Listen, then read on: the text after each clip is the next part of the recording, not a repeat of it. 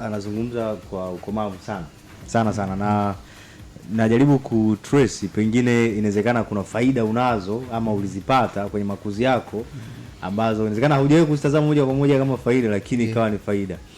Kama sikosei, maisha yako ama historia yako inaanza kwenye kambi ya wakimbizi. Ndio.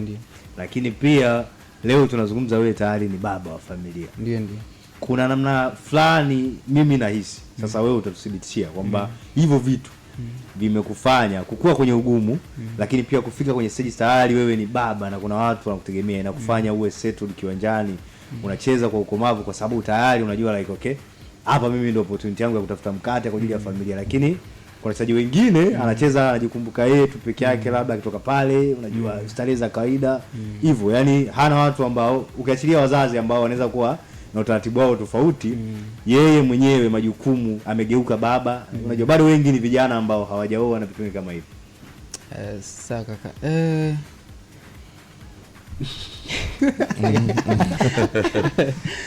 sasa kaka, mimi niseme kwamba kwenye pointi hiyo, kwanza hii mimi mpira ndo kazi yangu. Sure. Sina kazi nyingine tofauti na mpira kwa sasa hivi.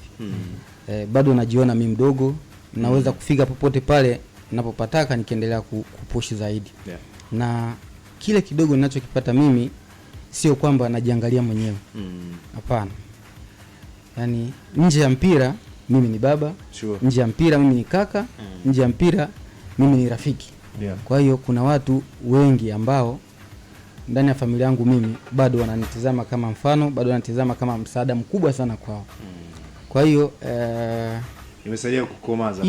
Hiyo pia imesaidia kunipa ukomavu wa akili, kuto kuingia kwenye vitu vya mimi bado kijana kweli. Yeah. Kwamba naweza kufanya hiki lakini na hela unayo, unaweza kufanya chochote. Ndio, sahihi kabisa. Kweli, lakini unakuja kuangalia yani kwa hivi nilivyo na ndugu zangu na mke na watoto wanasoma, na bills zinahitaji nifanye hivi, kuna investment natakiwa nifanye, na kazi ndo hii moja ambayo inanifanya kila kitu na inalipa kila kitu. Kwa hiyo mimi kama mimi inanifanya yani niwe seriously sana na kazi yangu, inanifanya nipambane zaidi kwa muda mchache, kwa sababu mpira ni muda inachezwa kwa muda mfupi sana. Kwa hiyo vitu kama hivyo nikikumbuka hata maisha nilotoka mimi Kibu, yani hainipi tamaa ya kufanya kitu chochote kile ambacho kitanifanya mimi nika lose concentration na kazi yangu. Naogopa kupoteza. Sio kwamba kuogopa, lakini ni discipline tu ya kazi na kuona siwezi kufanya vitu vingine ambavyo haviwezi kunipa mimi faida au viwezi kuipa familia yangu faida vikanifaidisha mwenyewe.